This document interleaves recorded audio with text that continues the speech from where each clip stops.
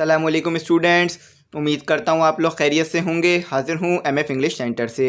तो स्टूडेंट, आज जो हमारे ऐसे का टॉपिक है वो है a teacher that I remember, यानी वो टीचर जो मुझे याद है। यानी अपने टीचर के बारे में बात करनी है जो कि आपको अभी तक याद हो, जो आपको पहले पढ़ाता हो, यानी जिससे आपने पढ़ा हो और आप उससे काफ़ी ज़्यादा मुतासिर हुए हो, तो उस टीचर के ऊपर बात करनी है। हर किसी की लाइफ में एक ऐसा टीचर तो आता ही है जो उसको हमेशा ज़िंदगी भर याद रहता है और जिससे जो है वो बहुत सारी चीज़ें सीखता है और पढ़ाई के अलावा जो है वो दूसरी चीज़ें भी सीखता है। तो बच्चा जो है वो उस टीचर को नहीं भूल पाता है, उसे याद रखता है। तो उस टीचर के ऊपर आज जो है हम बात करेंगे। तो स्टूडेंट, ये जो टॉपिक है हमारा काफ़ी ज़्यादा इंपॉर्टेंट होगा, क्योंकि इस टॉपिक में जो है हम टीचर के ऊपर बात करेंगे और ये ऐसे जो है वो आपका पेपर में आ सकता है। और स्टूडेंट, जो हमारे पास ऐसे नंबर 1 है माय फेवरेट आंट, इस पर मैं आपको करवा चुका हूँ ऐसे। तो अगर आपने वीडियो नहीं देखी तो इससे पहली वीडियो देख लीजिएगा।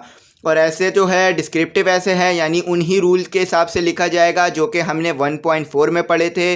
तो कोई नए रूल अप्लाई नहीं होंगे। तो एक बार रूल जो है मैं आपको रिवाइज़ करा देता हूँ। आपने जो है वो इंट्रोडक्टिव पैराग्राफ लिखना है, उसके बाद जो है वो कंक्लूडिंग पैराग्राफ। इंट्रोडक्टिव पैराग्राफ वो पैराग्राफ होता है जो कि ऐसे का पहला पैराग्राफ होता है और उसमें आप थीसिस स्टेटमेंट बताते हैं, यानी मरकज़ी ख्याल बताते हैं। और कंक्लूडिंग पैराग्राफ वो पैराग्राफ होता है जो कि ऐसे का आखिरी पैराग्राफ होता है। और इसमें आपने ग्रामर की मिस्टेक नहीं करनी है, इस बात का ध्यान रखना है कि ग्रामर की मिस्टेक ना हो। और जो दूसरी छोटी मोटी मिस्टेक होती हैं, स्पेलिंग की और जो पंचुएशन की मिस्टेक हैं, वो भी आपने नहीं करनी है। और टीचर के ऊपर ही बात करनी है, आगे पीछे नहीं जाना है, टीचर के बारे में बताना है। और थोड़ा सा डिस्क्रिप्टिव ऐसे भी बता देता हूँ। डिस्क्रिप्टिव ऐसे एक ऐसा ऐसे होता है जिसको पढ़कर जो है आप किसी के बारे में जो है तस्वीर बना लें अपने दिमाग में, यानी आप ऐसे में तमाम डिटेल दें किसी इंसान के बारे में या किसी जगह के बारे में, तो जिससे आप जो है वो तस्वीर बना लें अपने जहन में किसी इंसान की। तो ऐसा ऐसे जो है वो डिस्क्रिप्टिव ऐसे कहलाता है। तो देखें, सबसे पहले जो है हम एक्सरसाइज नंबर 1 की जो इंस्ट्रक्शन पढ़ लेते हैं। और मैं डिस्क्रिप्टिव ऐसे जो है इससे पहले वाली वीडियो में आपको पूरी तरह एक्सप्लेन किया और आज की वीडियो में भी मैंने थोड़ा बहुत आपको समझा दिया कि डिस्क्रिप्टिव ऐसे क्या होता है। तो सबसे पहले जो है वो एक्सरसाइज नंबर 1 पढ़ते हैं। Work in pairs and write a descriptive essay of at least 4 paragraphs on one of the following topics in your notebook. देखें स्टूडेंट, इसमें जो है आपको 4 टॉपिक दिए हुए ऐसे लिखने के लिए। तो एक टॉपिक जो है वो हमारा हो चुका है, तो आज जो है वो टॉपिक नंबर 2 है।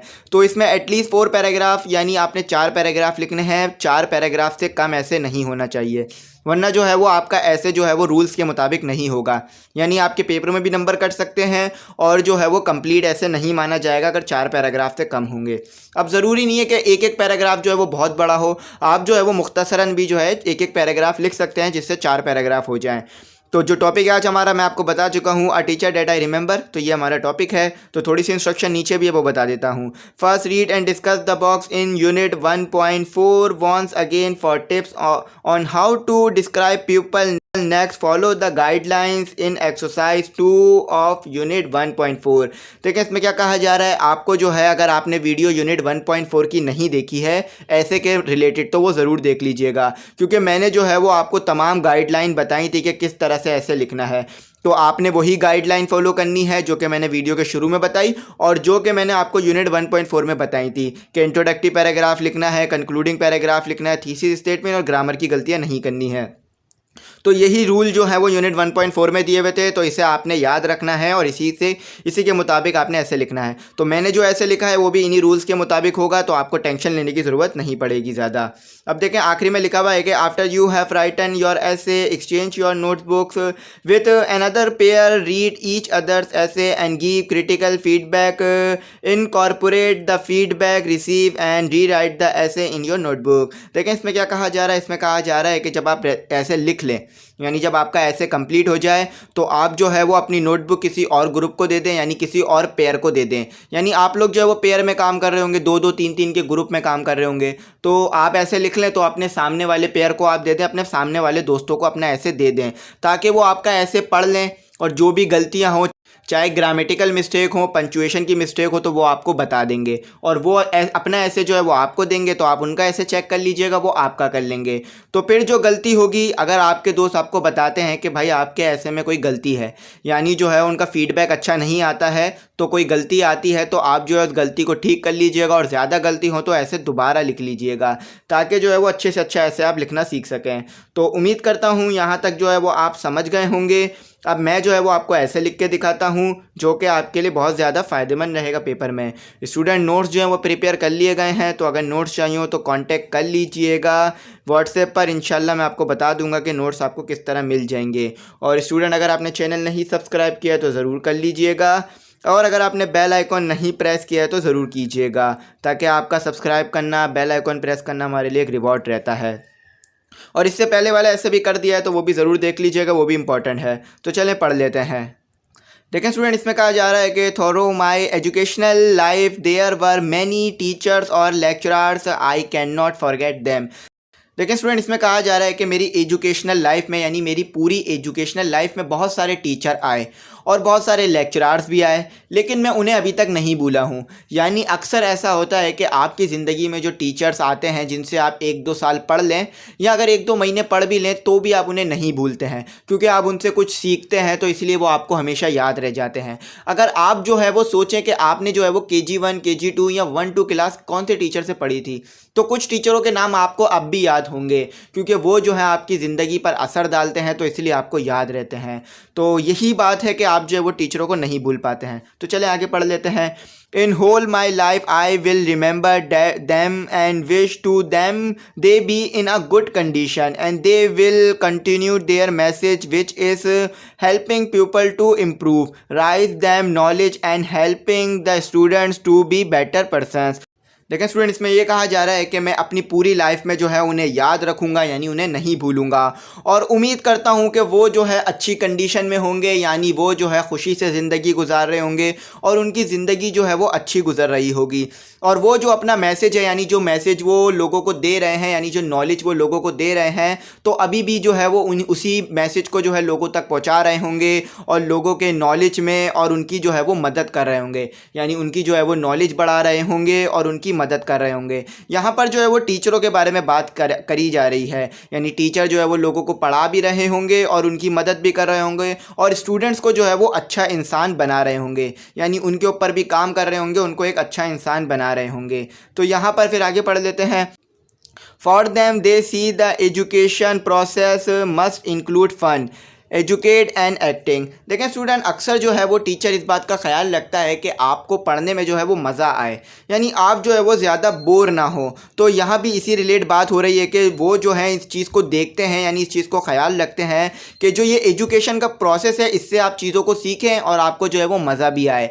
ऐसा ना हो कि आप बोर हो जाएँ। यानी आप इसको इस तरह समझ लीजिए कि एक टीचर आपकी क्लास में आया और अब बात करे जा रहा है, लेकिन आपको जो है वो कुछ समझ नहीं आ रहा, आप बोर हो रहे हैं। अब दूसरा टीचर आया, आपसे बात कर रहा है, आपसे इंगेज हो रहा है और आपको चीज़ें समझा रहा है पूछ पूछ के, तो आपको ज़्यादा मज़ा आता है और आप ज़्यादा चीज़ें सीख लेते हैं। तो यहाँ पर जो है वो यही बात बताई जा रही है। तो चलिए अब आगे पढ़ लेते हैं। देखें स्टूडेंट, आगे लिखा हुआ है कि from all teachers I ever had there is one teacher I can't forget her, she was my angel in the earth, she always encouraged me when I was tired from study and can't handle it any more. देखें student, इसमें कहा जा रहा है कि तमाम टीचरों में से एक टीचर ऐसी है जो मुझे अभी याद है और जिसे मैं भूल नहीं सकता हूँ। यानी अब उस टीचर के बारे में बात की जा रही है जो टीचर मुझे याद है, यानी मैं जिसको भूल नहीं सकता हूँ। तो आप जो है अपने टीचर का नाम भी बता सकते हैं और मुख्तलिफ डिटेल इस ऐसे में दे सकते हैं, ताकि ऐसे और अच्छा लगे। और इसमें आगे लिखने वाला कहता है कि वो जो है एक परी है मेरे लिए इस दुनिया में, यानी वो जो है वो परी से तशबीह दे रहा है, एक अच्छी जो है वो परी से तशबीह दे रहा है अपनी टीचर को। इतनी ज़्यादा जो है टीचर ने उस बच्चे की मदद की। देखिए स्टूडेंट, आगे लिखा हुआ है कि उन्होंने जो है वो हमेशा मेरा हौसला बढ़ाया और जब कभी मैं थक जाता था, यानी स्टडी जो है वो नहीं कर पाता था और उसको मैनेज नहीं कर पाता था, सही तरह से हैंडल नहीं कर पाता था, तो वो मेरी मदद करती थी। यानी कोई सवाल नहीं आ रहा है, अगर कुछ बात समझ नहीं आ रही है, तो वो मेरी मदद करती थी और मुझे बताती थी, जिसकी वजह से जो है वो उन्होंने मेरी ज़िंदगी पे बहुत असर डाला और वो मुझे आज तक याद है। तो यहाँ पर जो है यही बात आपको बताई जा रही थी। तो चलें अब अगला पैराग्राफ पढ़ते हैं। Miss Fatma was have the whole qualities of good teacher, such a patient, confidence, to compassion for their students, and the ability to look at life in a different way and to explain a topic in a different way at my school. More teachers continue their influence on my life, and many of them have enjoyed long teaching careers. देखिए इसमें क्या कहा जा रहा है, इसमें जो है वो बताने वाला अपनी टीचर का नाम भी बताता है। तो टीचर का नाम क्या बताया जाता है, टीचर का जो नाम है वो मिस फातिमा है। तो आप जो चाहें वो अपनी टीचर का नाम भी लिख सकते हैं। यानी अगर आपको जो है कोई और टीचर है जो बहुत ज़्यादा अच्छी लगती हैं, जिनसे आपने बहुत सारी चीज़ें सीखी हैं, तो आप चाहें तो मिस फातिमा की जगह उनका नाम भी लिख सकते हैं, वो आपकी मर्ज़ी है। तो इसमें कहा जा रहा है कि मिस फातिमा के पास जो है वो बहुत सारी क्वालिटीज़ थी। यानी वो एक जो है अच्छी टीचर थी, उनमें जो है वो बर्दाश्त भी था, सब्र भी था और रहम दिली भी थी। यानी वो जो है वो चीज़ों को बर्दाश्त भी करती थी, सब्र भी करती थी और अच्छी तरीके से जो है बच्चों को समझाती थी और रहम दिली से, यानी जो है वो प्यार मोहब्बत से पढ़ाती थी। अब देखें, मैं इसको थोड़ा इस तरह समझाता हूँ आपको कि अक्सर जो है वो आप कुछ ऐसी बात कर देते हैं, टीचर को गुस्सा आ जाता है। अब कुछ टीचर ऐसे होते हैं कि फ़ौरन जो है वो बच्चे को हाथ उठा देते हैं या डांट देते हैं, लेकिन कुछ ऐसे भी होते हैं कि जो डांटते नहीं हैं, ना ही हाथ उठाते हैं, बल्कि प्यार से समझा देते हैं। तो यहाँ पर जो इसी तरह से बात की जा रही है कि वो रहम दिल थी। तो फिर आगे कहा जा रहा है कि उनके अंदर जो है वो बेहतरीन क्वालिटी थी। यानी उनके अंदर जो है वो बेहतरीन क्वालिटी थी, वो लाइफ को जो है वो मुख्तलिफ़ तरीक़ों से समझाती थी। यानी जो टॉपिक हुआ करते थे उसकी जो है वो बेहतरीन एग्जाम्पल्स दिया करती थी और मुख्तलिफ़ तरीक़ों से जो है वो चीज़ों को समझाती थी, जिससे जो है वो समझने में काफ़ी आसानी होती थी और वो जो है काफ़ी ज़्यादा जो है फ़ायदेमंद रहता था उनका ये समझाने का तरीका। अब इसमें आगे कहा जा रहा है कि बहुत से टीचर आए जिन्होंने मेरी ज़िंदगी पर बहुत असर डाला और वो जो है अभी भी पढ़ा रहे हैं और अपने करियर को जो है वो इंजॉय कर रहे हैं। यानी आप जो है ऐसा तो नहीं है कि एक ही टीचर से पढ़ते रहते हैं, मुख्तलिफ़ टीचर जो हैं वो आपके करियर में आते रहते हैं, मुख्तलिफ़ टीचर आपको पढ़ाते रहते हैं। लेकिन अगर आपको कोई पढ़ाना छोड़ भी दे तो इसका मतलब ये तो नहीं है कि वो अपना करियर ख़त्म कर देगा। तो वो औरों को भी पढ़ाता रहता है और इन्जॉय करता रहता है और चीज़ें जो हैं वो बच्चों को सिखाता रहता है। तो यहाँ पर उम्मीद करता हूँ ये पैराग्राफ आपको समझ में आ गया होगा। अब अपना अगला पैराग्राफ पढ़ते हैं। Several have retired but several are still hard at it with the current crop of students in the 8 AM all the students wait for her to come in their seats. He is nothing but our English lecturer Miss Fatima. She is about 6. 5 feet tall, thin woman. She dressed himself informally. She was a good hairstyle, blunt like waves. She is a pretty woman too. Her classes are so interesting. All the students get involved to listen to his classes without any sound or side talking. देखें student, इसमें क्या बताया जा रहा है, इसमें ये बताया जा रहा है कि बहुत से टीचर जो हैं वो रिटायर हो चुके हैं। यानी जो पीछे बात की थी उसी से बात जुड़ी हुई है। तो इसमें कहा जा रहा है कि बहुत से टीचर जो हैं वो रिटायर हो चुके हैं, मगर बहुत से टीचर जो हैं वो अभी भी पढ़ा रहे हैं। यानी अक्सर जो है वो टीचर जो है वो रिटायर हो जाते हैं, तो इसी बारे में बताया जा रहा है। तो अब आ जाते हैं मिस फातिमा पे ही दोबारा बात कर लेते हैं। तो इसमें कहा जा रहा है कि 8 बजे जो है हम लोग अपनी स्कूल में आ जाते हैं और अपने सीटों पर आके बैठ जाते हैं। तो स्कूल टाइमिंग अक्सर यही होती है 8 बजे की। तो आप 8 बजे स्कूल जाकर अपनी सीटों पे बैठ जाते हैं और किसका इंतज़ार करते हैं बैठकर? टीचर का। तो यहाँ भी यही कहा जा रहा है कि हम जो है वो 8 बजे अब स्कूल पहुँच जाते हैं और टीचर का जो है वो इंतज़ार करते हैं बच्चे।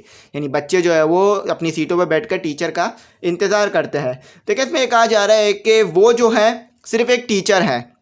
यानी वो जो है सिर्फ एक टीचर है, इससे ज़्यादा कुछ नहीं है, लेकिन फिर भी जो है वो काफ़ी ज़्यादा अच्छी हैं। यानी काफ़ी ज़्यादा उनमें जो है वो क्वालिटीज़ हैं। अब यहाँ पर जो है उनके बारे में थोड़ा सा बताया जा रहा है कि वो किस तरह से दिखती हैं। तो बताया जा रहा है कि वो जो है वो 5 फीट लंबी हैं। यानी उनकी जो हाइट है वो 5 फीट है, ज़्यादा मोटी नहीं है, पतली दुबली हैं।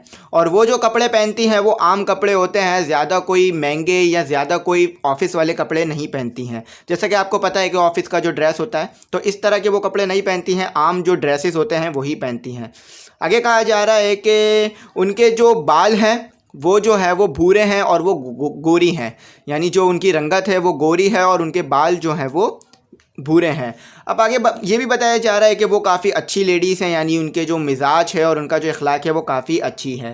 आगे ये कहा जा रहा है कि उनकी क्लास जो है वो बहुत ज़्यादा इंटरेस्टिंग होती है, यानी उसमें जो है वो बहुत कुछ सीखने वाला होता है और बहुत कुछ मज़ा आता है, बहुत मज़ा आता है। जितने भी बच्चे हैं यानी ऑल द स्टूडेंट जितने भी बच्चे हैं वो इन्वॉल्व होते हैं क्लास में, यानी क्लास में जो है वो चीज़ों को सीखते हैं और जो वो पढ़ाती हैं उसको समझते हैं और जो है वो कोई साउंड नहीं करते हैं, यानी कोई शोर नहीं करते, ना ही आपस में बातें करते हैं। अब देखें मैं आपको थोड़ा सा इधर एक्सप्लेन करता हूँ चीज़ को। अक्सर जो है वो टीचर समझा रहा हो लेकिन जो है वो बच्चों को समझ नहीं आ रहा हो, तो बच्चे क्या करते हैं, कुछ जो है वो बोर होके बैठ जाते हैं, हेड डाउन कर लेते हैं, या कुछ जो है वो बातें करना शुरू कर देते हैं आपस में। लेकिन अगर जो है वो टीचर समझा रहा है और अच्छी तरह समझ में आ रहा है तो बच्चे क्या करते हैं, वो जो है वो टीचर से सवालात करते हैं, मुख्तलिफ़ चीज़ें पूछते हैं और चीज़ों को समझते हैं। तो टीचर भी जो है ये कोशिश करते हैं कि बच्चे जो है वो ज़्यादा से ज़्यादा समझें, बोर ना हो क्लास में, और जिससे जो है उनका दिल लगा रहे पढ़ाई में। तो यहाँ पर जो है हमने मिस फ़ातिमा के बारे में बात कर ली, तो उम्मीद करता हूँ यहाँ पर आपको समझ में आ गया होगा।